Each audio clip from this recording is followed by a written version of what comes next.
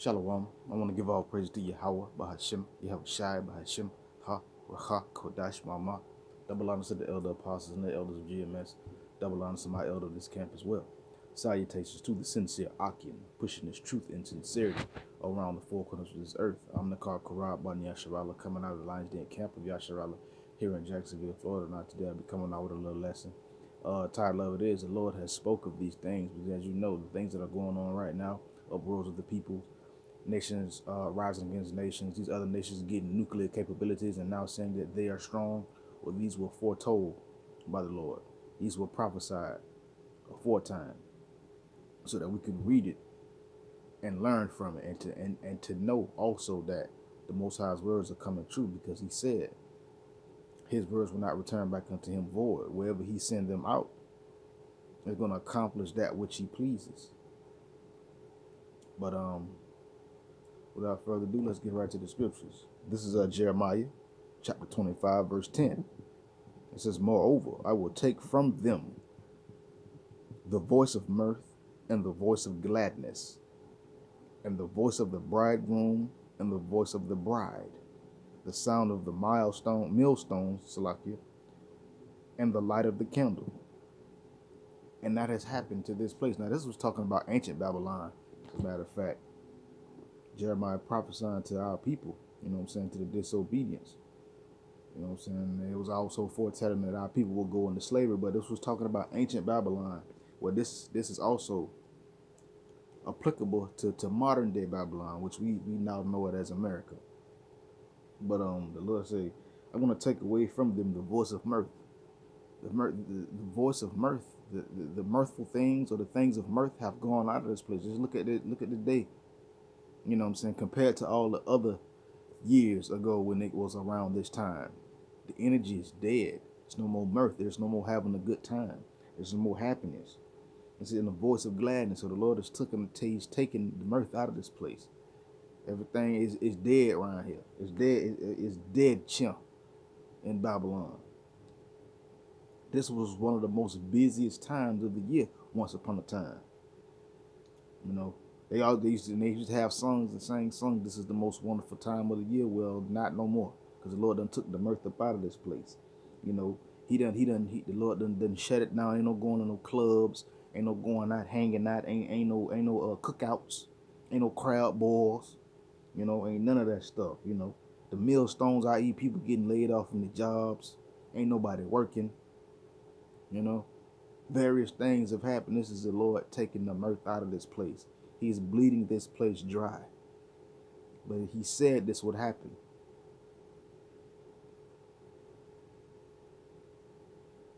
The light of the candle, meaning it ain't gonna be nothing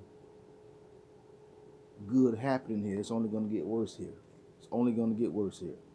But see, the Lord spoke of these things aforetime. He spoke of these things, and these things are gonna happen. This is Second Esdras chapter 9. Let me make sure. Okay, yeah, chapter 9, verse 1. He answered me then and said, "Measure thou the times diligently in itself. When thou seest part of the signs pass, which I have told thee before, then shalt thou understand. That is the very same time wherein the highest will begin to visit the earth which He made." We're supposed to measure the times, and Esdras was told to measure the times. He was told to pay attention by the Lord. He was told to watch and measure the times diligently in itself, meaning watch the prophecies, watch what's going on, watch what's happening.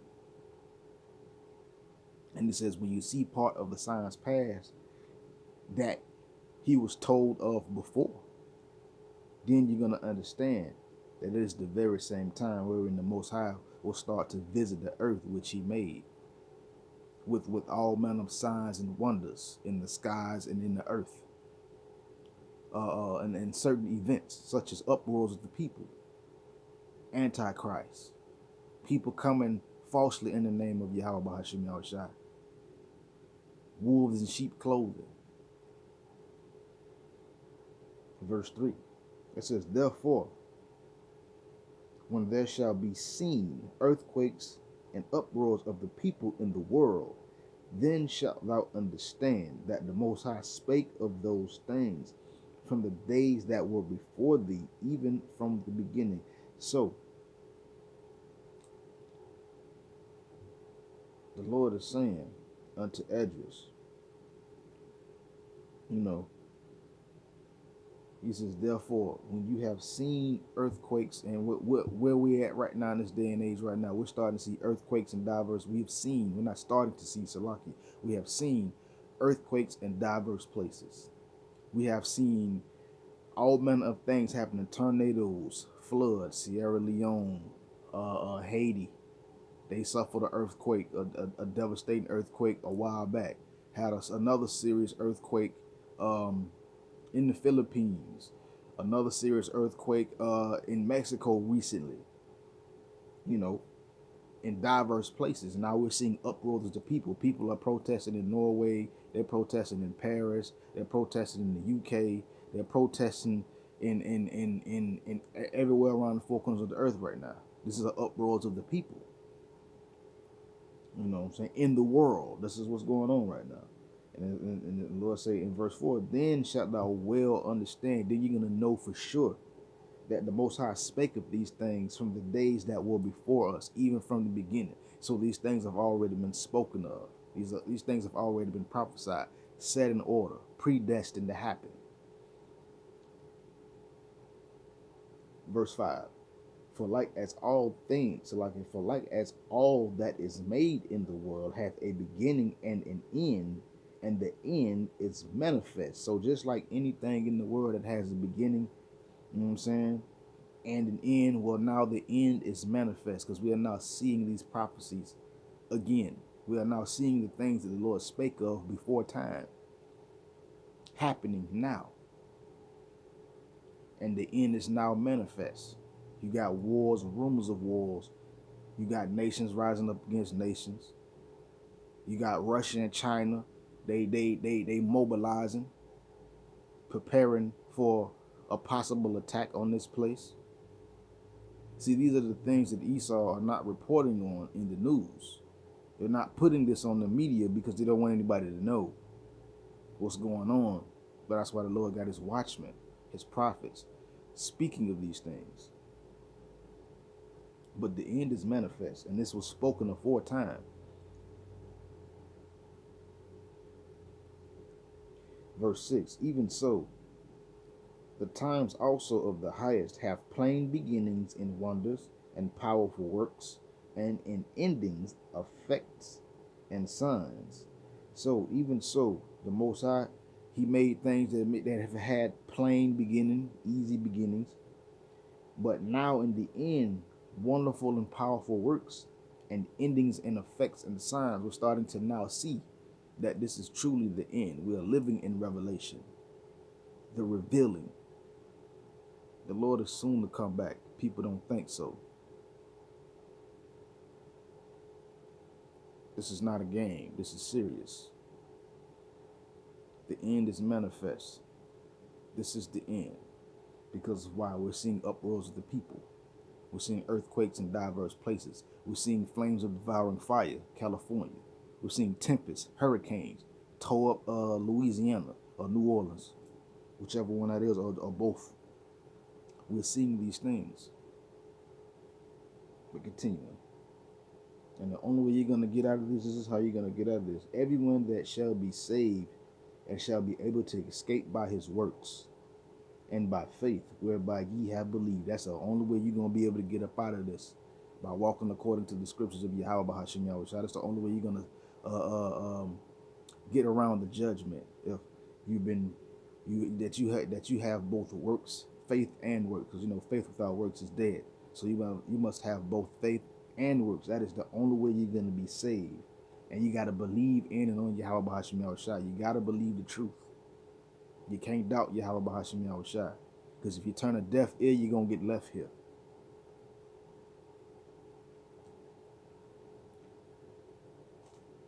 Verse 8.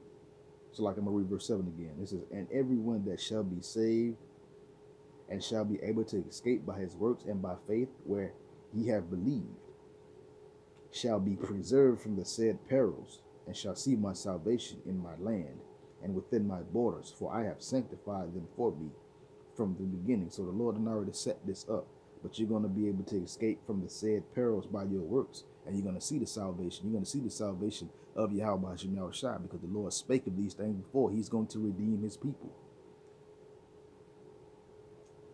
and it's going to set us back in our land, which is the land of Israel, which a lot of our people don't believe that we're from. But we are Israelites. We have always have been Israelites. We always will be. But continue my last point. This is Matthew chapter 24. I'm gonna just start up at the top, verse 1. It says, and Yahushua went out and departed from the temple, and his disciples came to him for to show him the buildings of the temple. And Yahushua said unto them, see ye not all these things? Verily I say unto you, there shall not be left here one stone upon another that shall not be thrown down. That's symbolic for this place, America, being destroyed. Because when the Lord allows the destroying wind to come to this place, it ain't gonna be one stone left upon each other. The Most High is gonna burn this place up. He's gonna destroy this place. Ain't gonna be not a nail stone in this place that is not gonna be thrown down. I mean, there ain't gonna be not a nail piece of this place called America not destroyed. But then it was talking about a temple at the time. But continue. Verse 3, and he sat upon the Mount of Olives. The disciples came unto him privately, saying, tell us, when shall these things be? And what shall be the sign of thy coming and the end thereof? So in the end of the world. So the disciples was like, Lord, could you explain to us what you meant? You know what I'm saying? In the you know what I'm saying? Could you explain what you meant when you said, look at this temple? It ain't gonna be not nail stone in this temple that will not be thrown down. Can you explain that to us? And what is going to be the end of that coming? And Yahweh shall answer, verse 4, and said unto them, take heed that no man deceive you. You saying take heed, meaning pay attention that no man deceive you. For many shall come in my name, saying, I am Hamashiach, and shall deceive many. That's a future prophecy that has happened. It's happening. It's still going on right now. Many do come in the name of Yahweh Hashem Yahushua, and they deceive many. We ain't gonna even call no camp names out. You already know what time it is on them. But let's continue. We're gonna deceive many, and many of our people have been deceived. Continue. Verse 6, Salaki. And ye shall hear of wars and rumors of wars. See that ye be not troubled, for all these things must come to pass, but the end is not yet. See, we're going to hear of wars and rumors of wars. We're hearing of wars and rumors of wars right now. The Cold War ain't over. Eventually the Cold War is going to turn into a hot war. But it says, see that you be not troubled, meaning don't be worried about these things. Why? Because these things must first come to pass, but the end is not yet. The end it ain't curtains just yet. That's what the Lord was saying. It ain't curtains just yet. But continue. My last point. For nation shall rise against nation, and kingdom against kingdom, and there shall be famines and pestilences, and pestilence, and earthquakes in diverse places. All these are the beginning of sorrow. So for nation is going to rise up against nation. Is that not going on right now? You got so much tension between Russia, China, and America, Israel, Iraq, and Persians. Tensions are hot. Tensions are thick. You can cut it with a knife. And these nations are starting to rise up against each other. They're going to rise up against each other and go to war. That's where you're going to get the battle of Armageddon, the mountain of troops. Over there, and they say the valley of Jehoshaphat, but Yahweh Shaphat, the Most High's judgment. And it says also there are going to be famines and pestilences. Are there not famines and pestilences right now? It's a lot of people standing in food lines right now. And eventually that's going to go away. People are getting sick. You know, they got the bug. And they don't want to, and they also trying to implement the viral dosage to people from when it has a a rate of 99.8% of people surviving, but continuing. Pestilence, Salakia, famines, pestilence, and earthquakes in diverse places. As I stated before, we had many earthquakes in different places so far. They got all these size monitors or seismographs, whatever you want to call them, stationed all over the place. But it's a lot of this stuff they're not reporting on. But these things are coming to pass. But the end is still not yet, because these things got to come to pass. It's got to happen before the end can come. But yeah, the Lord spoke of these things. And with that, Shalom.